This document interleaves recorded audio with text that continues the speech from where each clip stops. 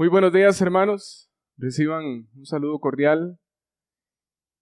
Y también usted que no pertenece a nuestra iglesia, reciba un saludo cordial.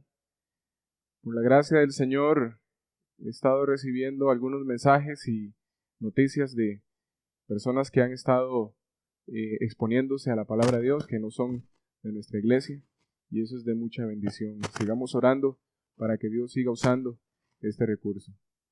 Vamos a exponernos a la Escritura nuevamente y gracias a Dios porque una semana más, a pesar de la circunstancia que estamos pasando, el Señor nos permite una semana más exponernos a su palabra y hemos visto su misericordia, su longanimidad, no solamente a favor del incrédulo, sino también a favor nuestro. Y gracias, hermanos, por su paciencia y también por estarse exponiendo a estas palabras. Gracias por sus oraciones y las muestras de apoyo que ustedes han estado manifestando. Muchas gracias, hermanos. Abrimos las Escrituras en 1 Timoteo. Seguimos con esta serie basada en la primera carta a Timoteo, con el tema comportándonos como es digno de una iglesia. 1 Timoteo capítulo 1 versículos 12 al 17. Continuamos considerando este capítulo. Doy gracias al que me fortaleció, a Cristo Jesús nuestro Señor, porque me tuvo por fiel, poniéndome en el ministerio, habiendo yo sido antes blasfemo, perseguidor e injuriador, mas fui recibido a misericordia, porque lo hice por ignorancia, en incredulidad. Pero la gracia de nuestro Señor fue más abundante con la fe y el amor que es en Cristo Jesús. Palabra fiel y digna de ser recibida por todos, que Cristo Jesús vino al mundo para salvar a los pecadores, de los cuales yo soy el primero. Pero por esto fui recibido a misericordia, para que Jesucristo mostrase en mí el primero de toda su clemencia, para ejemplo de los que habrían de creer en Él para vida eterna. Por tanto, al Rey de los siglos, inmortal, invisible, al único y sabio Dios, sea honor y gloria por los siglos de los siglos. Amén. Amado Señor, queremos agradecerte porque tú has sido bueno para con nosotros y en medio de esta circunstancia que estamos pasando, tú nos has sostenido, tú nos has guardado, nos has sostenido dándonos fuerzas, nos has guardado de nuestro pecado, nos has guardado de peligros y te agradecemos, Señor, porque también, a pesar de que no podemos estar reunidos en nuestro edificio, que esto ha sido muy lamentable, ha sido muy triste para nosotros, Señor, pero no hemos dejado de exponernos a tu palabra, no hemos sido privados de estos medios de gracia. Oh Señor, ayúdanos a aprovechar estos medios de gracia. Ayúdanos a aprovechar, Señor, tu palabra, la oración. Ayúdanos a aprovechar, Señor, mientras estamos en nuestros hogares, aguardando a que esto pase, a seguir creciendo en la gracia y conocimiento de nuestro Señor y Salvador Jesucristo a través de tu palabra. Gracias, Señor, nuevamente porque una semana más nos permites exponernos a tu palabra y juntos en un mismo espíritu, en un mismo sentir, en un mismo pensar, seguimos exponiéndonos a esta primera carta a Timoteo, que providencialmente, Señor, me guías para llevar a tu pueblo sobre estos pastos. Ruego, Señor, que tu Santo Espíritu pueda ministrar el corazón de cada uno de nosotros conforme a nuestra necesidad y como iglesia, Señor, para que sepamos cómo debemos conducirnos en tu casa, para que nos comportemos como es digno de una iglesia que es columna y baluarte de la verdad. Y nuevamente, Señor, ruego para que me asistas con tu Santo Espíritu, para transmitir con claridad las verdades de las palabras tuyas, oh Señor, y lo que quieres hablarnos particularmente a nosotros. Oramos en el nombre de Cristo Jesús. Amén. ¿Cuánta utilidad y provecho se le da a una herramienta, a un instrumento musical, a algún utensilio o a un vehículo?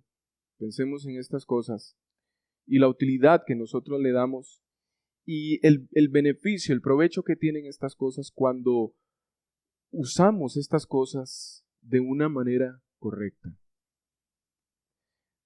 Es muy provechoso, es de mucha utilidad. Pero, ¿cuántas veces hemos hecho un mal uso de estas cosas en nuestros hogares? Y podemos ver que no son de poca utilidad, no son de poco provecho porque se estropean rápidamente. Así sucede también con una iglesia. Cuando la iglesia hace uso correcto de la palabra del Señor, entonces la iglesia va a ser útil, va a ser provechosa para la obra. Pero cuando una iglesia no hace uso correcto de las Escrituras, es poco o nada útil y provechosa. Un ejemplo que nosotros tenemos en las mismas Escrituras es en Apocalipsis, los capítulos 2 y 3. Iglesias que en su momento hicieron uso correcto de la palabra de Dios y fueron útiles para la obra, pero lamentablemente estas iglesias terminaron dándole un mal uso a la Escritura y terminaron siendo iglesias poco útiles hasta que su luz se extinguió. Hoy, en la actualidad, solamente quedan ruinas de los edificios de aquellas iglesias. Pablo, refiriéndose a la iglesia, la llama columna y baluarte de la verdad. De manera que la iglesia ha de comportarse como es digna de ser. Pero para esto debe hacer un buen uso de las Escrituras. Si nuestra iglesia y la iglesia en general quiere ser columna y baluarte de la verdad, entonces debe comportarse como es digna de ser, como es digna de su llamado. Debe entonces hacer uso correcto de las Escrituras. De la misma manera, esto es una realidad con cada creyente en particular. Si usted como creyente, si usted como miembro de una iglesia quiere ser útil para la obra del Señor, entonces usted debe asegurarse de darle un uso correcto a la palabra de Dios en su vida, en todas las áreas de su vida. Es lamentable ver que muchos cristianos hoy quieren ser usados en el ministerio, en la iglesia, pero no están dándole un uso correcto a las Escrituras, y esto es evidente en sus vidas. ¿Cómo entonces pueden ser de provecho? ¿Cómo pueden ser útiles en la obra del Señor? Pablo muestra que el uso correcto de la ley produce gratitud, reconocimiento de pecado, humillación, una visión misional, compasión por las almas y alabanza continua al Señor a través de nuestras vidas. Y eso es lo que vamos a estar considerando en esta sección, en este párrafo de versículos de este capítulo 1. Pablo está explicando la referencia personal que hizo en el versículo 11. Recordemos lo que dice ahí el apóstol Pablo, según el glorioso evangelio del Dios bendito, y ahí está específicamente la última parte de este versículo, que a mí me ha sido encomendado. Y entonces él, desde los versículos 12 al versículo 17, explica cómo le fue encomendado ese glorioso evangelio. En una forma resumida, todo lo que Pablo está diciendo en estos versos 12 al 17 es combinando dos ideas de una forma muy hermosa. En primer lugar, aunque siendo completamente indigno, fue comisionado para proclamar el evangelio de la gracia de Dios. ¿Y por qué Pablo llega a la conclusión de que él es indigno? Bueno, a la luz de la ley de Dios. Y en segundo lugar, esa gracia y misericordia se mostró en forma gloriosa en su propia conversión, y ahora aquí Pablo se refiere al evangelio. Podemos ver cómo Pablo pone en balance tanto la ley como la gracia, cómo son útiles, la ley y el evangelio. Entonces, en esta sección de versos, encontramos a Pablo estallando en una gratitud sincera y cordial. procedente de un corazón que está lleno de intensa emoción. Sube y sube, de punto hasta acabar en una sublime doxología o alabanza a Dios en el versículo 17. Pablo en este párrafo pone en evidencia lo que produce el uso correcto de la ley en la vida de cada creyente y por ende en la iglesia. De manera que vamos a ver cuáles son los efectos o los resultados del uso correcto de la ley. Y este es el título de este sermón. Los resultados del uso correcto de la ley. Y Pablo nos expone eso en estos versículos. En primer lugar, podemos ver que al hacer uso correcto de la ley va a producir gratitud en la vida de los creyentes. Vean lo que dice Pablo en el versículo 12. Doy gracias al que me fortaleció, a Cristo Jesús, nuestro Señor, porque me tuvo por fiel poniéndome en el ministerio. En estos versos, lo que realmente vemos aquí es a Pablo como un radiante ejemplo de lo que la ley de Dios, al ser usada legítimamente, puede hacer en la vida de uno que fue un blasfemo, un perseguidor e injuriador, como lo menciona en el versículo 13. ¿Y cómo no tener un corazón agradecido después de lo que había sido? Era un hombre que había quebrantado la ley de Dios, pero ahora era tratado como uno que no lo había quebrantado. Era en esto que los falsos maestros debían considerar este testimonio que estaba dando Pablo. Nada más y nada menos que el apóstol. Ellos debían tomar nota de esto para que ya no consideraran la ley de una manera muy ligera o como una herramienta para alimentar su engrandecimiento de su propio ego. A diferencia de aquellos falsos, Pablo no está haciendo esto. Pablo tiene una actitud contraria a aquellos falsos. Y era con este propósito que Pablo daba su testimonio, para que aquellos falsos maestros que habían caído en el engrandecimiento de su propio ego fueran humillados. El apóstol estaba profundamente consciente de su incapacidad delante de Dios.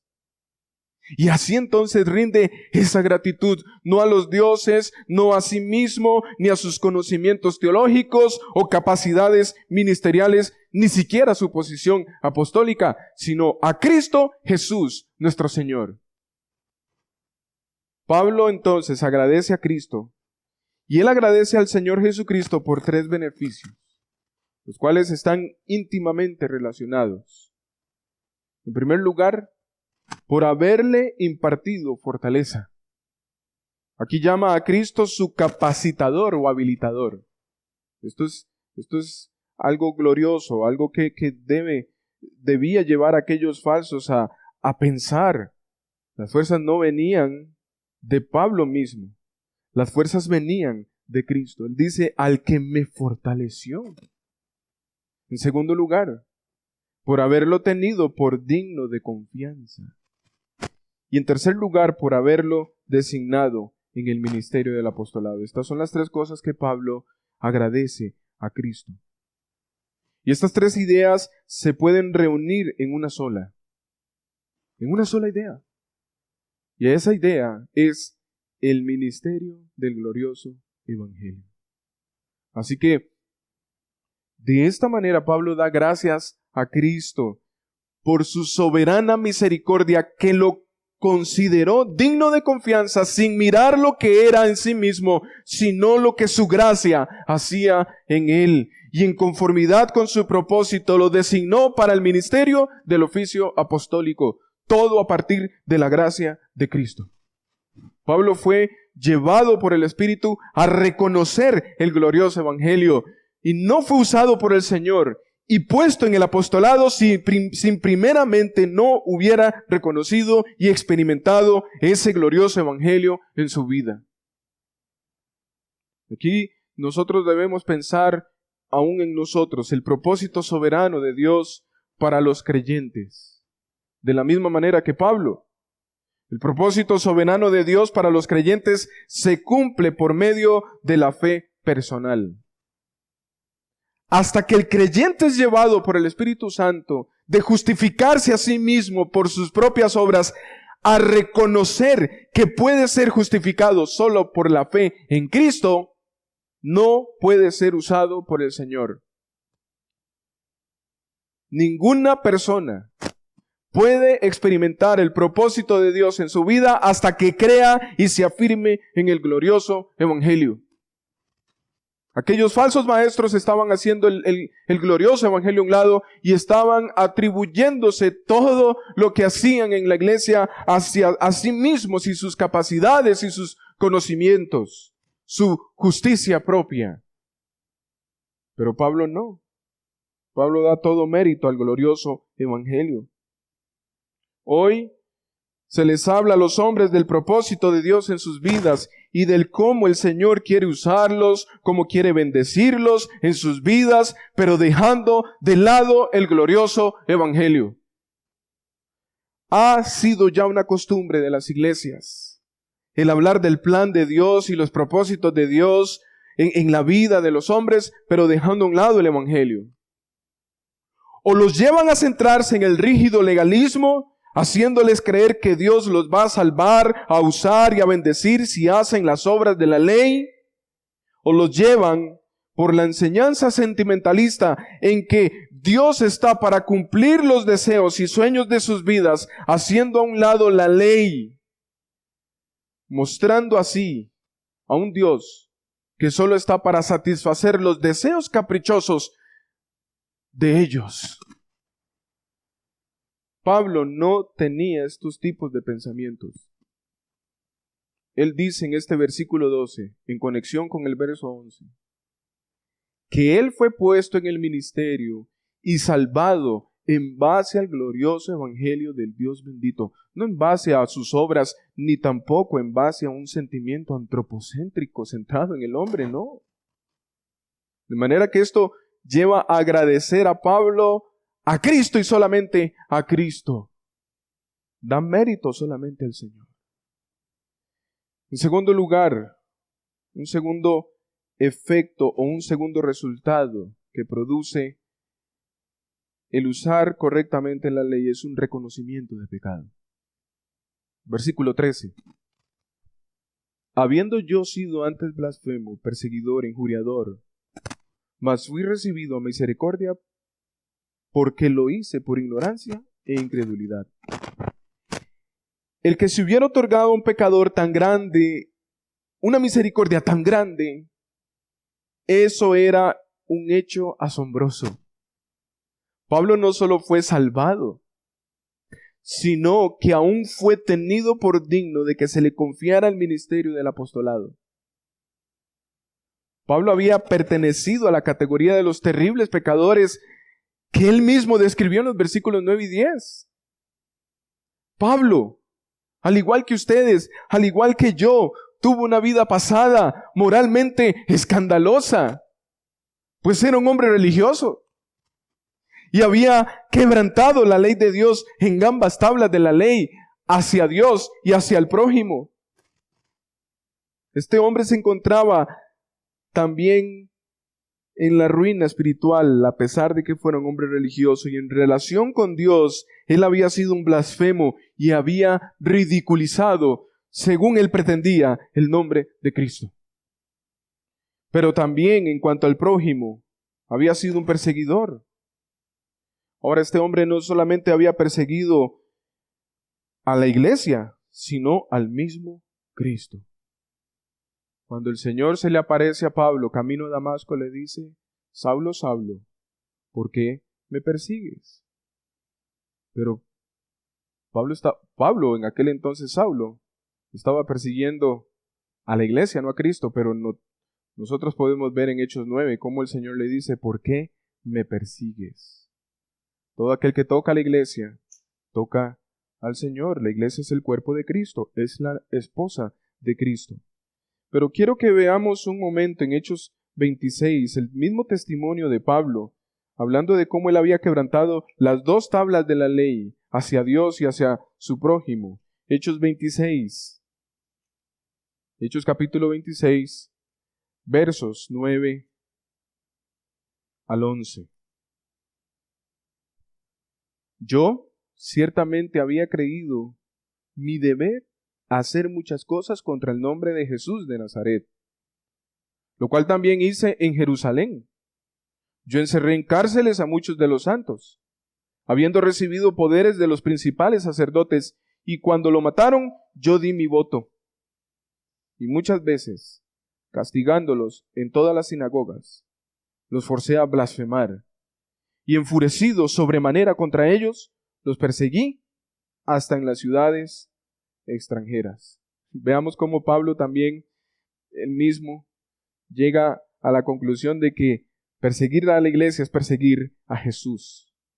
Él está diciendo esto aquí, en estos versos. Entonces tenemos a un hombre que había quebrantado la ley en todo aspecto.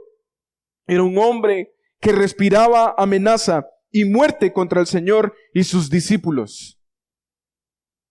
Es por eso que él se describe como un injuriador, o en otras palabras, un agresor insolente. Y todo esto a la luz de la ley. Aquella ley de la que los falsos maestros estaban dándole un mal uso, como hoy en día muchos en la iglesia, especialmente los falsos maestros. Los predicadores motivacionales o los predicadores de la prosperidad, al leer este testimonio de Pablo, ¿qué pensarían de esto? ¿Qué pensarían? Vemos que Pablo está siendo muy transparente, muy claro, muy directo con quién era él, dando su testimonio. Pero hoy, lamentablemente, muchos hombres no quieren reconocer su pecado en su vida. No quieren hablar de pecado. Hay muchas iglesias hoy en día que están diciéndole a los pastores, organizaciones, diciéndole a los pastores, no hablen de pecado, no mencionen el pecado, no señalen el pecado. Esto no es darle un buen uso a la ley de Dios. Pero vemos que Pablo está reconociéndose a sí mismo como pecador, que él había quebrantado la ley de Dios. Cuando Pablo dice que él actuó en ignorancia, porque también él dice eso volviendo a Timoteo 1, versículo 13. Cuando él dice que él actuó en ignorancia, en incredulidad, él está dando a entender que aquello que hacía, lo hacía por un celo que tenía por su religión, pensando que él prestaba un servicio a Dios, tratando así de ganarse la salvación. Por esto, pero esto él no lo estaba diciendo para afirmar su inocencia. Él no estaba diciendo, como dice un programa muy famoso por ahí, sin querer queriendo, no. Ni como una excusa para negar su culpabilidad. Él no estaba usando esto para quitarse la culpa. Pablo hizo esta declaración para indicar que no había entendido la verdad del Evangelio de Cristo. No la entendía. Y que solo trataba de proteger su religión. El arrepentimiento en Pablo, al ser confrontado por Cristo, es una evidencia de que no entendía las consecuencias de sus acciones porque estaba convencido de que él estaba prestando un servicio a Dios, pero la ley lo declaraba culpable. Hermanos, que el Señor nos ayude a ser como Pablo en este aspecto. Que nosotros no seamos hallados usando las Escrituras para afirmar nuestra inocencia, ni tomarla como una excusa para negar nuestra culpabilidad. Esto sería lo más vergonzoso y lo más lamentable que nosotros podríamos hacer. Si nosotros tomamos la palabra de Dios para quitar nuestra culpabilidad, estamos haciéndole un mal uso a la palabra de Dios. Así, siendo Pablo un blasfemo, un perseguidor y un desenfrenado agresor, la gracia lo alcanzó a este hombre pecador. Es seguro que si esa gracia no hubiera sido soberana e incondicional, jamás lo hubiera alcanzado. Así es entonces que Pablo nos muestra que a la luz de la ley, él era incapaz de agradar a Dios. Pero en ese estado de transgresor de la ley, la gracia lo alcanzó para salvarlo. Lo transformó y lo capacitó para agradar verdaderamente a Dios. Nuevamente Pablo está haciendo una conexión del Evangelio con la ley. Y él está profundamente consciente y él reconoce esto. A diferencia de aquellos que pretendían ser doctores de la ley, que estaban negando estas verdades. Ellos pretendían ser doctores de la ley, pero negaban estas verdades. Un tercer efecto o un tercer resultado de lo que hace el verdadero o el correcto uso de la ley, de la palabra de Dios, es que nos humilla. Y eso pasó con el apóstol Pablo. Él fue humillado, él demuestra su humillación. Versículos 14 y 15. Pero la gracia de nuestro Señor fue más abundante con la fe y el amor que es en Cristo Jesús. Palabra fiel y digna de ser recibida por todos. Que Cristo Jesús vino al mundo para salvar a los pecadores, de los cuales yo soy el primero. Ese pero es importante. Es un término de conclusión. Es un término que nos lleva a contrastar el estado pecaminoso de Pablo, pero cómo él fue rescatado de ese estado pecaminoso. Y Pablo entonces demuestra su humillación. Aquí Pablo nos está llevando a contemplar los resultados de usar correctamente la ley. Nos está llevando desde el pecado abundante a la gracia superabundante. Aquí en el versículo 14, el énfasis está puesto en el gran cambio que por esta gracia se produjo en la vida del apóstol. Notemos la posición del verbo en esta oración. Pero la gracia del Señor fue más abundante. La palabra gracia, aquí como en el versículo 2, es el favor de Dios que sin mérito se otorga al que el Señor ha elegido. Pero no solamente eso, sino que produce vidas consagradas al Señor.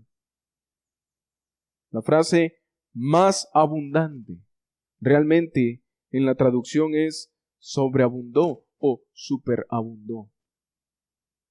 Esto muestra cuánto y cómo fue el favor de Dios para Pablo.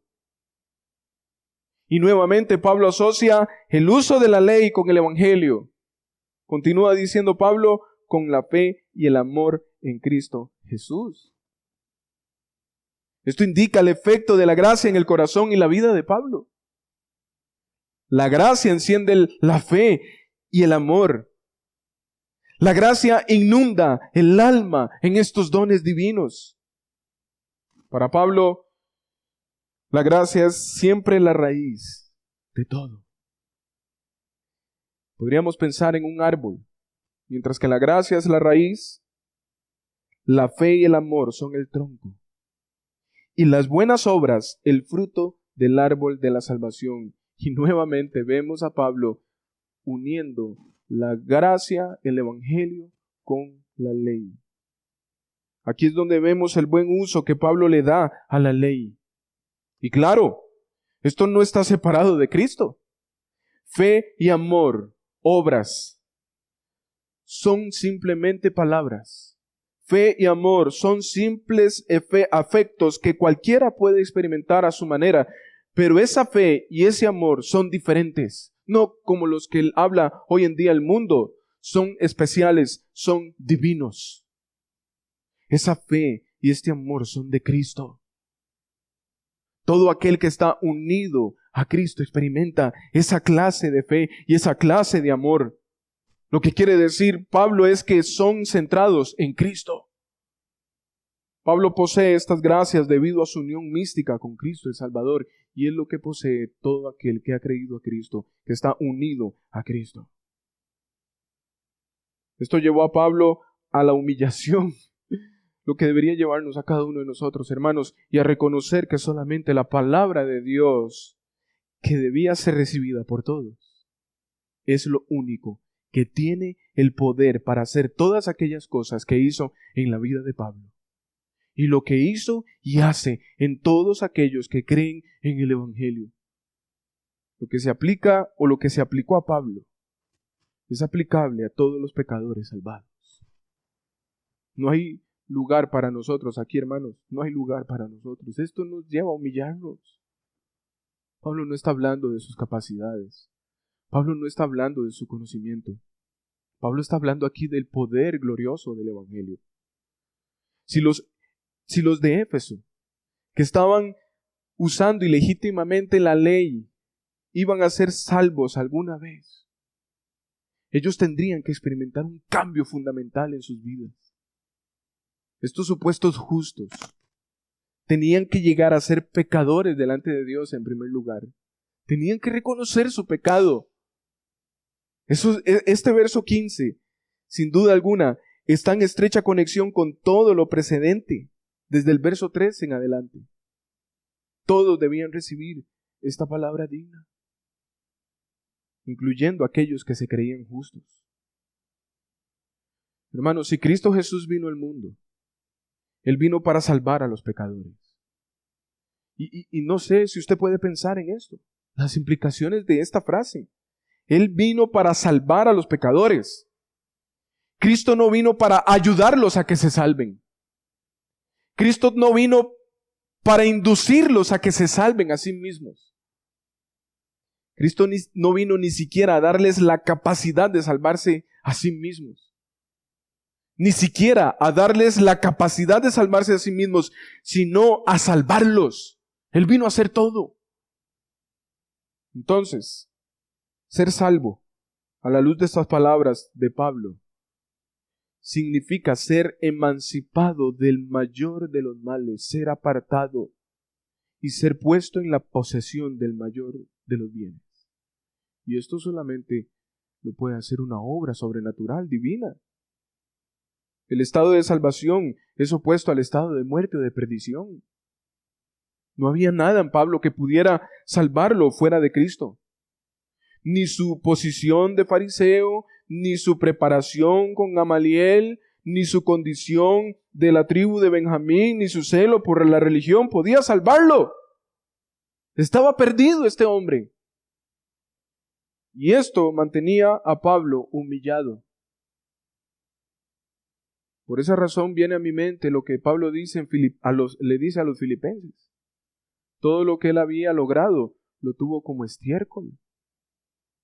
La Reina Valera dice como pérdida, pero realmente lo que quiere decir ahí es como estiércol, basura.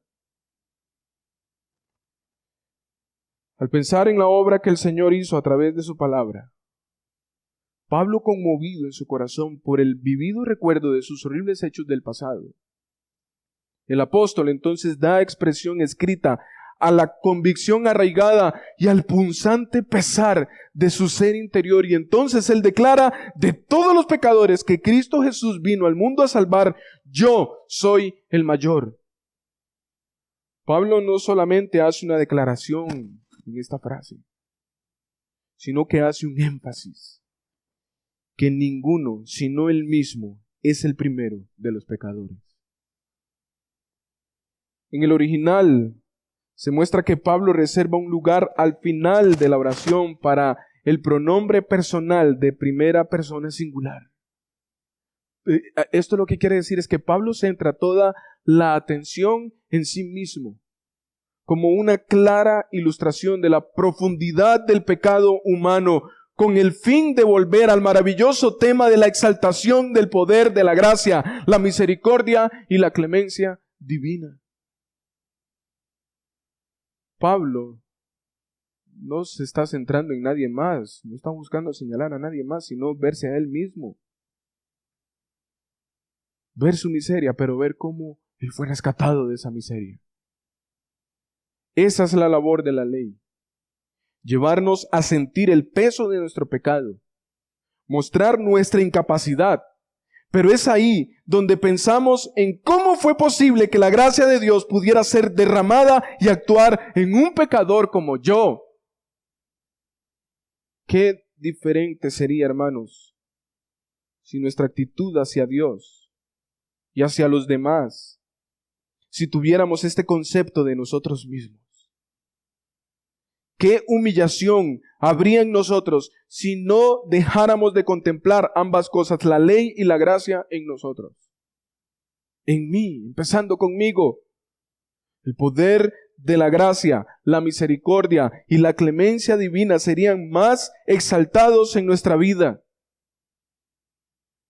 Pues eso nos movería a obedecer al Señor considerando la posición en la que nos ha puesto por su gracia, por la gracia del Señor. Esto debe entonces humillarnos. Y un cuarto efecto, o un cuarto, algo que podría afectar nuestras vidas, un resultado de usar correctamente la ley es que vamos a tener una visión misional también. Versículo 16. Pero por esto fui recibido a misericordia, para que Jesucristo mostrase en mí, el primero, toda su clemencia, para ejemplo de los que habrían de creer en Él para vida eterna. Aquí Pablo está mostrando entonces que la ley, el uso correcto de la Escritura, lo llevó a tener una visión misional. La salvación de Pablo fue usada por el Señor para manifestar a todos los hombres su paciencia gratuita y misericordiosa con los pecadores más perdidos. El Señor manifiesta su paciencia y misericordia a través de la clemencia, así como lo hizo con Pablo. Y notemos que Pablo recibió toda la clemencia de Dios, no una parte, sino toda. Clemencia es la paciencia divina hacia las personas. Es una longanimidad, como dice la Biblia textual, longanimidad, una largura de ánimo.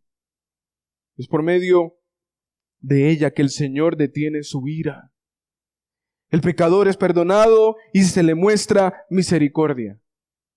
¿Cómo no iba a agradecer al apóstol? ¿Cómo no iba a reconocerse pecador? ¿Cómo no iba a humillarse ante el Señor? Aquel a quien él perseguía no lo trató como debía ser tratado, sino que le dio muchos bienes. Esto me recuerda, trae a mi mente a Policarpo, quien, aconsejado por el gobernador romano, Policarpo era un pastor en la iglesia primitiva. Y este hombre fue tomado por los gobernadores romanos. Y él, aconsejado por el gobernador romano, le dijo que tuviera piedad de él mismo por razón de su edad avanzada. Y entonces que negara su fe en Cristo. Policarpo le contestó de la siguiente manera: he servido a mi Señor Jesucristo durante 86 años y nunca me ha causado daño alguno él mismo. ¿Cómo puedo negar a mi Rey, que hasta el momento me ha guardado de todo mal y además me ha sido fiel en redimirme? Esto mismo fue lo que había experimentado el apóstol Pablo. La clemencia de Dios, la plena medida, toda su clemencia, la totalidad de ella, perdonándoles todos sus delitos, poniéndolo en el apostolado y dándole fuerza cada día. Esto es la clemencia de Dios, hermanos. Esta clemencia había sido exhibida de ese modo en Pablo para que estuviera como modelo para los que llegarían a poner su fe en Cristo para vida eterna. Hoy, esa clemencia es un ejemplo para nosotros, como lo fue para muchos creyentes, como lo fue incluso para Policarpo. La obra de Cristo en Pablo iba a alcanzar a otros. Esa era la visión de Pablo, que todos pudieran ver y experimentar la salvación en Cristo que él había experimentado. Esta es una de las maneras, hermanos, de dar un buen uso a la ley de Dios y su resultado.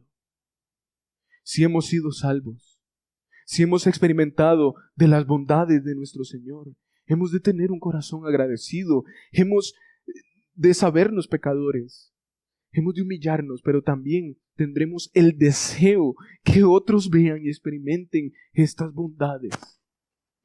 La Escritura nos impulsa a exhibir el poder de la gracia, misericordia y clemencia divina a los hombres pecadores. Si el Señor ha extendido su gracia para mí, el primero de los pecadores, lo puede hacer con los demás. Y eso es lo que nosotros debemos tener en mente, hermanos, y que eso sea nuestra visión, de que otros sean alcanzados. ¿Y cómo va a ser sino a través de nuestro estilo de vida? No solamente con nuestras palabras, sino también mostrando ese poder del Evangelio en nuestras vidas. Y en quinto y último lugar, ¿qué efectos produce la ley, el buen uso de la ley, el buen uso de las Escrituras en nuestras vidas? Bueno, debe terminar en alabanza. Pablo manifiesta esto en el versículo 17.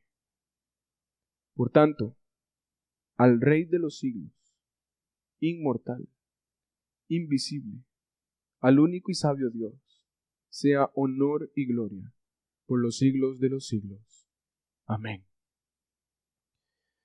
Como era de costumbre, cada vez que Pablo aparece contemplando las maravillas de Dios en su vida, él hace una alabanza a Dios. Su corazón estalla de alabanzas al Señor. A esto se le llama doxología. Y esto significa una alabanza a Dios.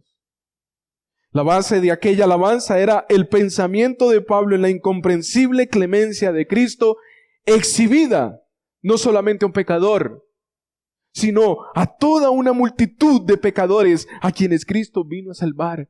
Por eso Pablo prorrumpió en alabanza al Señor, porque aquellas verdades iban a alcanzar a muchos hombres, como lo está haciendo hoy en día.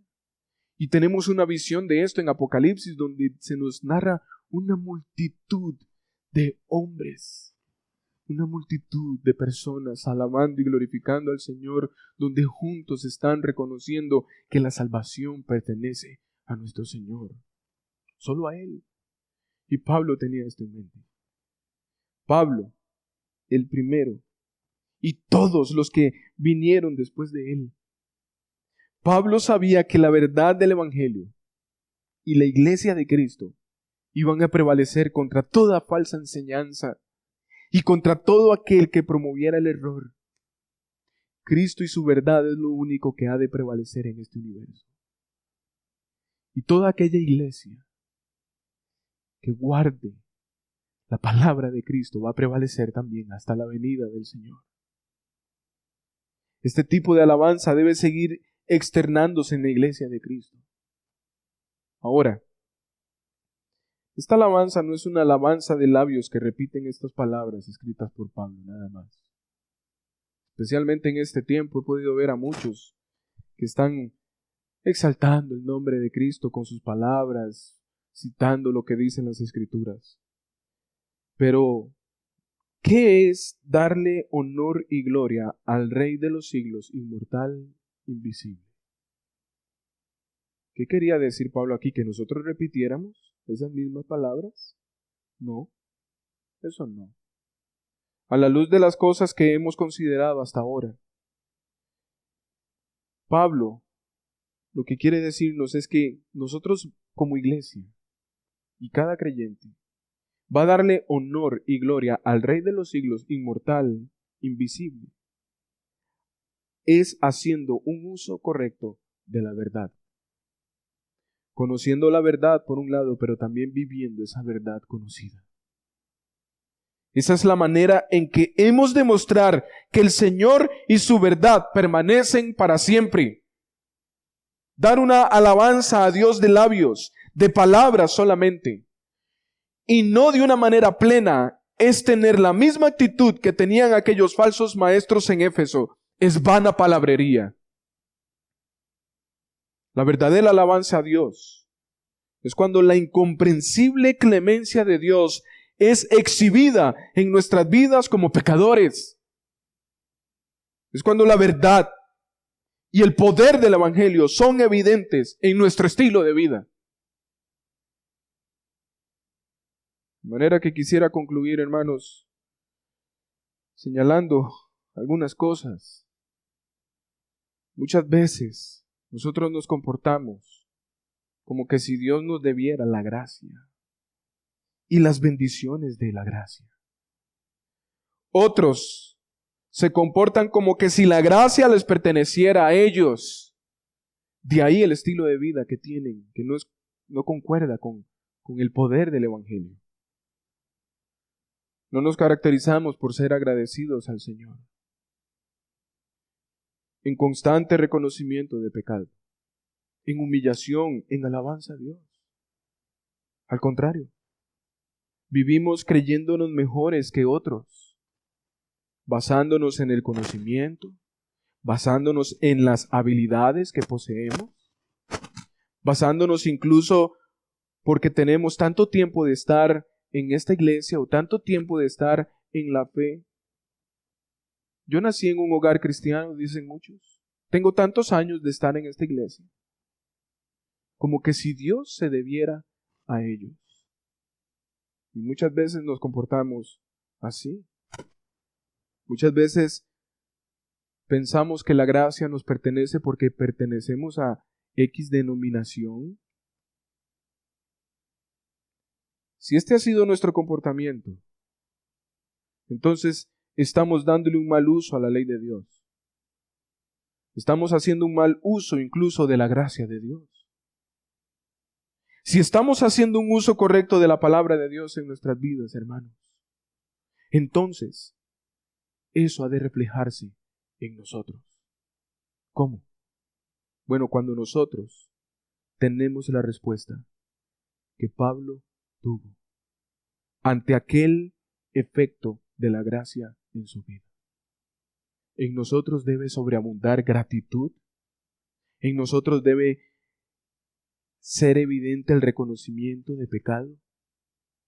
En nosotros debe ser evidente la humillación constante. En nosotros debe haber una visión misional donde tenemos compasión por las almas, donde estamos preocupados de que el poder del Evangelio sea evidente en nosotros para que los demás puedan verlo y puedan glorificar a Dios y venir a esta salvación. Pero también habrá alabanza continua al Señor a través de nuestras vidas, no solamente a través de nuestros cantos y nuestros labios, sino a través de nuestras vidas. Esto, hermanos, amigos, es el verdadero uso correcto de la ley. Nosotros que estamos en Cristo, estamos capacitados para darle este uso correcto a la palabra de Dios. Debemos depender del poder del Espíritu Santo de Dios. Es nuestra unión con Cristo lo que nos capacita a hacer esto. Pero usted, que ni siquiera ha creído el Evangelio, por más que usted se esfuerce, no va a poder hacer un uso correcto de la palabra de Dios hasta que usted ponga su esperanza, su fe en el Hijo de Dios, en Cristo. Pablo no llegó a ser apóstol, ni se le confió el ministerio hasta que él reconociera a Jesús como el Señor, como el Rey de Reyes, como el Hijo de Dios. Y luego fue puesto en el ministerio.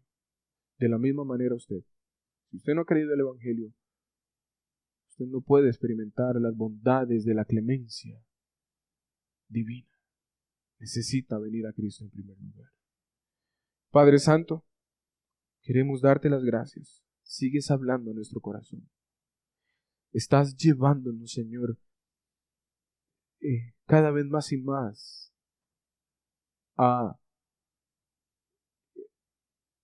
llevándonos a comprender cómo debemos comportarnos en la iglesia. Cómo mostrar ser columna y baluarte de la verdad en este mundo. Y vemos, Señor, que estamos empezando con nuestra actitud hacia la palabra, con nuestra comprensión a la doctrina, y que con nuestro estilo de vida adaptado a esa verdad. Señor, hoy nos dices, nos llamas a darle un uso correcto a tu palabra y nos dices cómo hacerlo, cuáles son las evidencias, cuáles son los efectos, cuáles son los resultados de eso. Señor, que podamos examinarnos en este tiempo, que podamos examinarnos, ¿no? Así como hemos estado en nuestros hogares, ahí en lo interno de nuestras casas, que podamos adentrarnos en lo interno de nuestro ser y examinarnos para ver qué uso estamos dándole a la fe, al amor, al Evangelio. Señor, aquellos que son tus hijos, inquiétalos con estas palabras y que no hallen descanso hasta que no se hayan examinado y corrijan lo defectuoso en sus vidas. Ayúdanos, Señor, a nosotros como iglesia local a ocuparnos en estas cosas, a examinar cómo estamos caminando como iglesia. Y ruego, Señor, por aquellos que han pretendido hacer un uso correcto de la palabra, pero lejos de Cristo, lejos del Evangelio. Que tú les hayas abierto los ojos, Señor, a través de estas palabras y les hagas ver que el paso más importante, que lo primordial aquí es poner su fe, su esperanza en el Hijo de Dios. Señor, que tu Santo Espíritu haga la obra en ellos y sean llevados a Cristo. Gracias por tu palabra, gracias por tu Santo Espíritu, gracias, Señor, por la comprensión que nos das de tu palabra. Ahora llévanos a vivir estas verdades y así darte honra y gloria como tiene que ser, oh Señor. En Cristo Jesús. Amén.